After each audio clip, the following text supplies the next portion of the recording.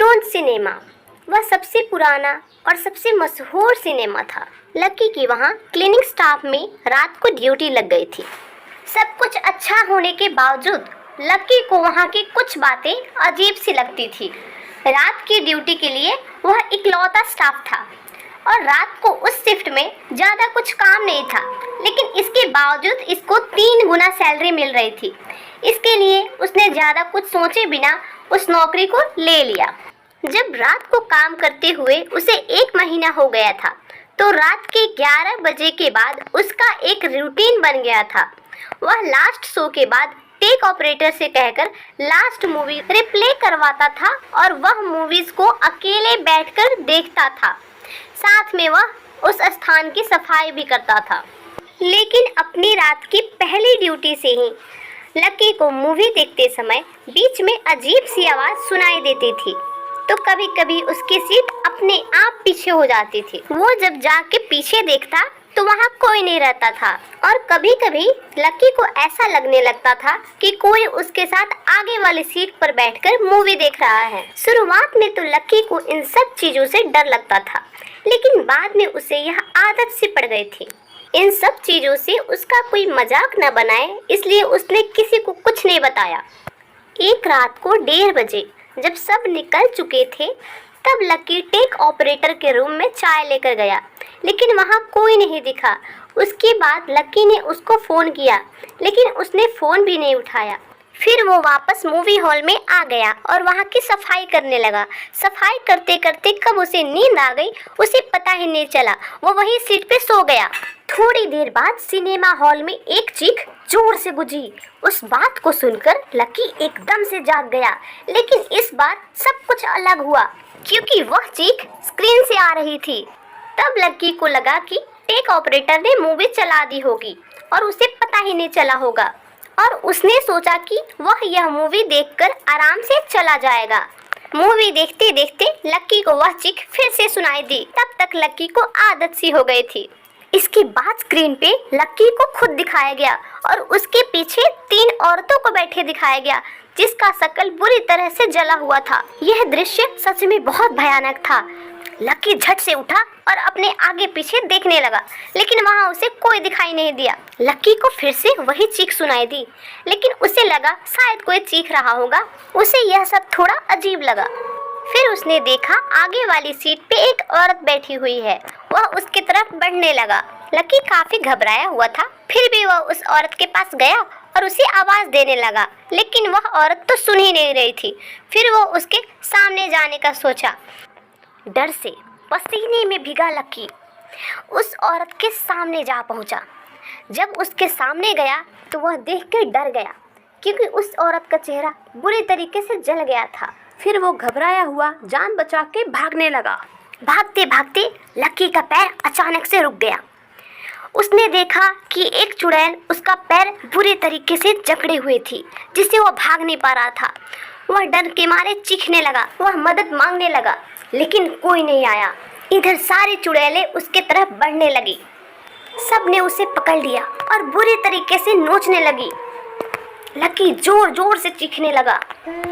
पूरे हॉल में वह डरावनी आवाजें गूंजने लगी। इस सब से लकी बहुत ज्यादा डर गया था। उसे समझ नहीं आ रहा था कि वो करे तो करे क्या। वो बस मदद के लिए चिल्लाए जा रहा था, लेकिन कोई नहीं आया। तभी अचानक से एक व्यक्ति ने लकी का नाम लेकर पुकारा, जिससे उसकी आंखें खुली और उसके सामने हॉल का डायरेक्टर खड़ा था। वहाँ पर सब कुछ नॉर्मल था। जो लकी को हॉल के अंदर व्यक्ति दिख रहे थे वे सभी गायब थे। स्क्रीन के ऊपर फिल्म चल रही थी, मगर लकी पसीने में भीगा हुआ था और बहुत ज़्यादा घबराया हुआ था। तब किसी तरह हॉल के डायरेक्टर ने उसे शांत कराया। बहुत देर बाद लकी फिर से नॉर्मल हुआ। जब मैं हॉल के अंदर आया तो लकी तुम बहुत झटपटाए हुए थे। मैंने सोचा क्या हो गया, इसीलिए मैंने तुम्हें जगाया। तब लकी ने रात की सारी घटना उस डायरेक्टर को बताई। अरे लकी, तुमने शायद कोई बुरा सपना देख लिया था। हो सकता है तुम्हारा वहम हो। तुम पसीने में पूरी तरह से भीग गए हो। जाओ रूम पे आराम से नहाओ, खाओ और सो जाओ। थोड़ा आराम करोगे तो सही रहेगा। फिर लकी घर आ जाता है जब वो घर आके अपनी शर्ट उतार के मिरर के सामने खुद को देखता है, तब वह समझ जाता है कि रात को हुई घटना कोई उसका वहम नहीं था, बल्कि वह एक सच्ची घटना थी जो उसके साथ हुई। उसके शरीर पे बुरी तरह से नोचने के निशान थे। वह ये सब सबको बताना चाहता था, लेकिन वो बता नहीं सकता था, क्योंकि वो जानता था उसका कोई भरोसा नहीं करेगा। सब बोलेंगे कि ये तुम्हारा वहम है। वो बस सोच ही रहा था कि वो करे तो क्या करे। फिर उसे एक फल बेचने वाला बुढ़ा आदमी याद आता है।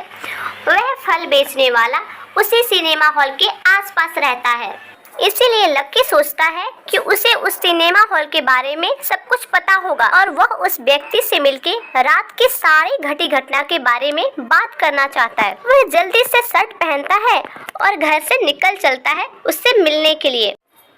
उसे रास्ते में वह बुढ़ा व्यक्ति फल बेचते हुए दिख जाता है। वह उसका पीछा करने लगता है, वह उसके पीछे दौड़ने लगता है, उसे आवाज़ देने लगता है। वह रात की सारी घटी हुई घटना को उस व्यक्ति को बता देता है। जो कुछ भी उस रात को हुआ वो सब कुछ उस व्यक्ति को बता देता है। वह बुढ़ा व्यक्ति सब कुछ समझ जाता है। उस बुढ़े व्यक्ति ने उसे बताया कि 15 साल पहले उस हॉल के अंदर आग लग गई थी और वह व्यक्ति उसके अंदर जल के मर गए थे। तब कुछ लोगों का मानना है कि उस सिनेमा घर के अंदर 40 व्यक्तियों की आत्मा भटक रही है। लक्की से पहले नाइट शिफ्ट ड्यूटी करने जितने भी आए सब ड्यूटी छोड़ के भाग गए। यह कहानी सुन के लक्की ने भी वहाँ की नौकरी छोड़ दी। लक्की को लगा कि उस रात वह मौत के मुंह से बाहर निकल कर आया है। उसके साथ हुई दिल दहलाने वाली घटना को वह कभी नहीं भूल पाएगा। वह घर आके आराम से सो गया।